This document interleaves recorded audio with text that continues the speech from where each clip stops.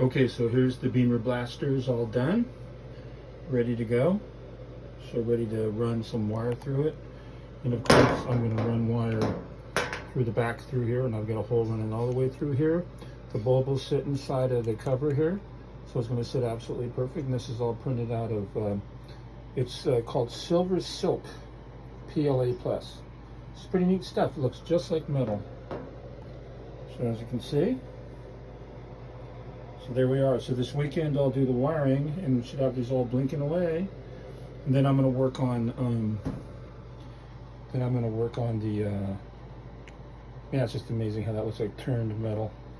Then I'm going to work on the wiring for the horizontal and vertical motors, and I'll get all that mounted, and then have the wires running through the head and all dressed up. Then I'm going to cut all that wiring in half, strip it off, and then splice into it, and then mark all the wires. And the reason I'm doing that is so that, as I mentioned before, I'm tie wrapping the motor housings into the ear area or the head area, and if I have an issue with a motor, all I have to do is just clip the tie wrap from underneath and disconnect it from the splices, and I don't have hard wires that I have to deal with. I can just pop it right off and put a new motor in or whatever needs to be done, and just throw it right back in again. So that makes it real nice and easy to do a good job on that, and I want to make it as easy as I possibly can on myself. I saw the video that Mike did of the talking. Excellent, Mike. Really, really cool. I like how it's the different tones of blue too. That's hard for me to achieve because I don't have the ability to be able to reduce the voltage or increase the voltage. I'm not sure how you did it, whether it was a different color or a tone, or whether it was some type of a resistance in there causing the voltage, the color shift. But you did a really cool job.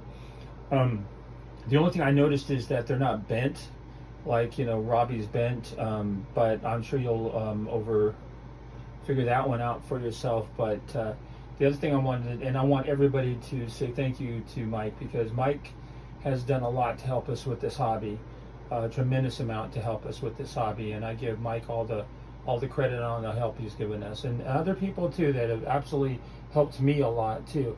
I may be able to do these things, but still, I mean, I've had people give me shortcuts in how to do stuff, sent me STL files that I definitely would not have, and whatever the case may be, and I just want to know, show people how much I appreciate it. I'm out of breath right now because I just got home from work and I'm running around trying to get stuff done, so sorry about the out of breath stuff.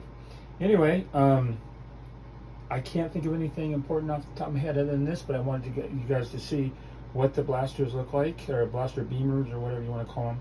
They look really good. It's amazing what you can do with 3D printing nowadays. I know that Shapeways also does this out of metal, so you can send them the file and they'll turn it or make it, or however they do it, out of aluminum. It's just too much money right now with the tariff situation. I don't want to spend that kind of money. I will eventually have them done out of metal, but I'll have to wait till the price gets down a little bit. Anyway, as I always say at the end of the video, happy printing.